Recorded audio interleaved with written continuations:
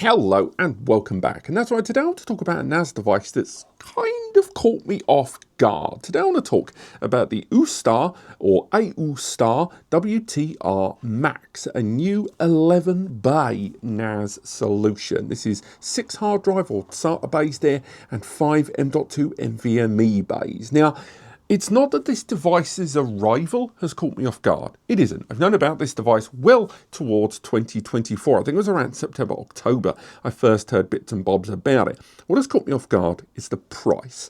Now, if you head over to their own website right now, where they have been accepting early orders for this device, it is listed at $699. That is an introductory price. I imagine it'll almost certainly go up $100 or something like that down the road.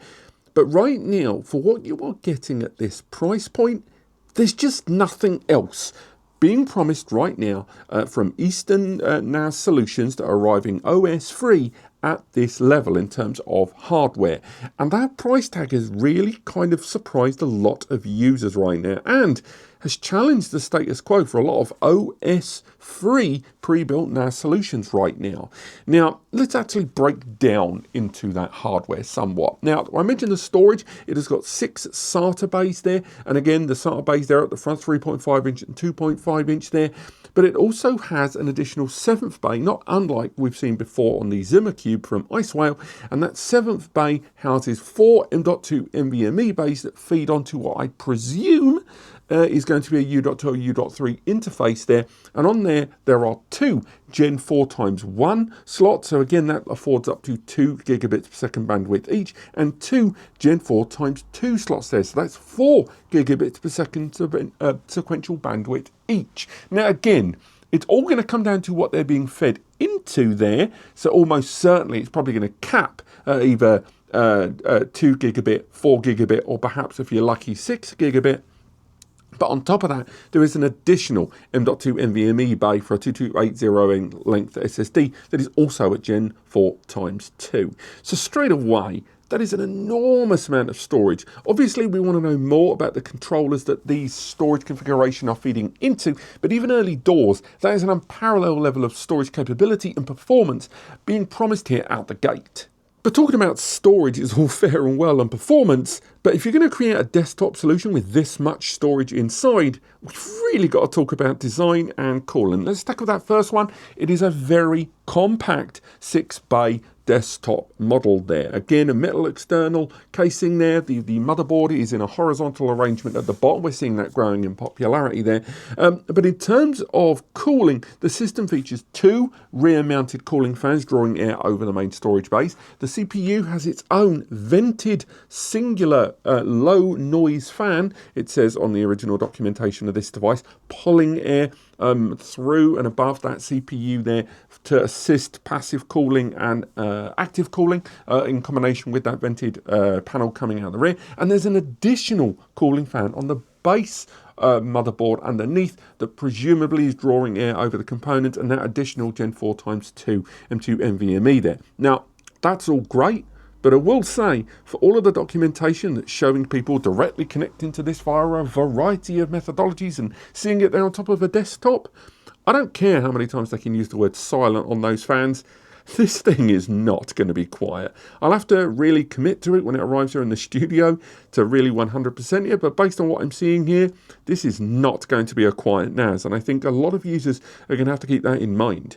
But also the system features an LCD customizable panel there on the front. Again, customizable. I would like to see how that's going to meld well with OSs that you're going to install on this. But they say that this OS panel can be adjusted in a few ways, and it features CPU information, RAM information, disk information, IP information there, presumably temperatures, bandwidth utilization, that sort of thing. Again, we're only seeing the mock-up graphics, so I've not actually seen that feature in real life. We were sent a lot of provisional prototype photos of this and a few videos that hopefully will be scattered throughout this video. But again, I want to see how that exactly is going to be implemented if I, for example, choose to use Unraid rather than TrueNAS or Open Media Vault rather than Unraid.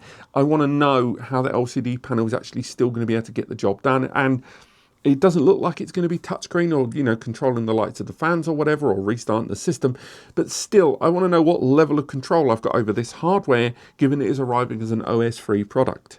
Now, in terms of ports and connectivity, let's lead with the headlines. This thing, remember, 699 NICA, has got two 10 gig ports. Those are X710 Intel chip ports, and it's got two 2.5 gig Intel ports as well. 25 gigs worth of shared out bandwidth. It's something to write home about. That is fantastic. Again, cooling, presumably that base level fan is also going to be utilized for that.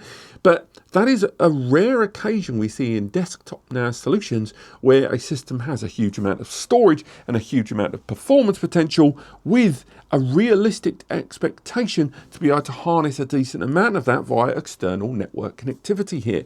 Two 10 gig SFP ports there, tick, and two 2.5 gig Ethernet ports there, tick. There is a lot to spread out there. And then you've got USB connectivity here, because not only has it got a 5 gig USB and two 10 gig USBs, it also has USB 4. Now, I put money on this being a 20 gig USB 4 port rather than a standard 40 gig, but still nonetheless, that is phenomenal to see. Obviously, out the box, it almost certainly is not going to support direct IP over Thunderbolt or IP over USB 4, because again, that's very NAS OS based. But still, the ability to have a fast performing external storage drive there and a decent amount of USB connectivity for all your peripherals, be they storage drives or otherwise, is always going to be welcome.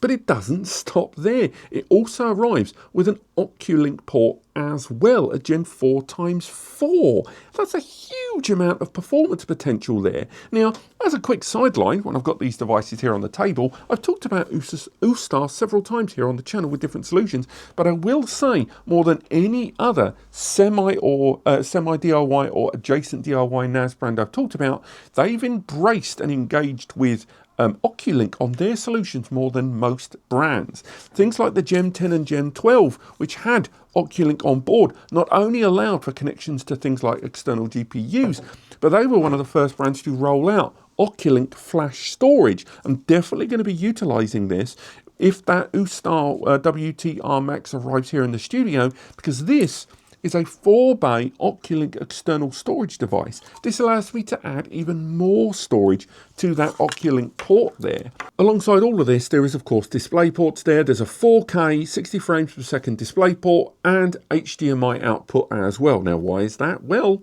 we've got to talk about the CPU and its capabilities now.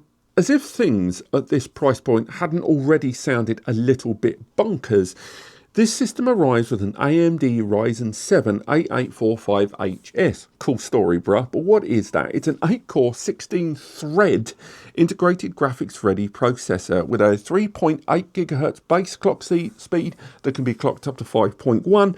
It does have a TDP, unsurprisingly very aggressive, at between 35 and 54 watts, depending on how you set it up. It also has integrated graphics that can be burst up to 2.7 GHz, a Radeon 780M. And it's a 20-lane processor. That is a huge amount of stretching capabilities there for what's going to be spread out across these ports and connections. In terms of memory, tick, tick, tick, it has ECC support there. It's got two SODIMM slots. Obviously, that price I've talked about there, unsurprisingly, doesn't have storage or memory included with this. You can supply them yourself or include them, but at the very least, 5600 speed, SODIMM DDR5, genuine ECC memory here, up to 128 gig potential is enormous. Again, with that amount of storage capability and that amount of storage bandwidth internally and externally, ECC memory for many is going to be a must. And once again, that's kind of why this system right now is one of the few that can stand its own against the likes of that Minisforum N5 Pro that we talked about at the start of the year.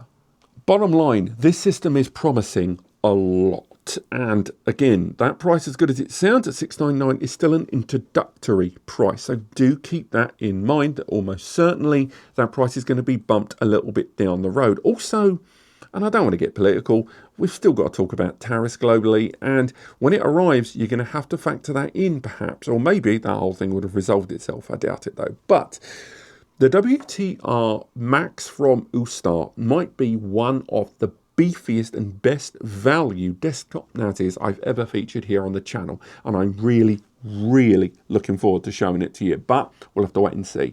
Thank you so much for watching. There's an article link below that I'll update as new information arrives, and as soon as a review is made available, I'll let you know. But apart from that, all the other Aoostar products I've talked about here on the channel are linked below in the description. Aoostar didn't pay for this video. They've got no control over this. This video is made and by us, it's our own opinion, and it is subsidized by ad revenue and, of course, commissions via sales below. So if you found this video helpful, and if you wanted to buy the products I've talked about, and you're going to go to those stores linked below anyway, please use those links. It results in a small commission here to me and Eddie at NAS Compares. It allows us to keep doing what we do. But stay tuned for the follow-up on this, where hopefully when the WTR Max arrives, it delivers on the big, bold promises. I'll see you next time.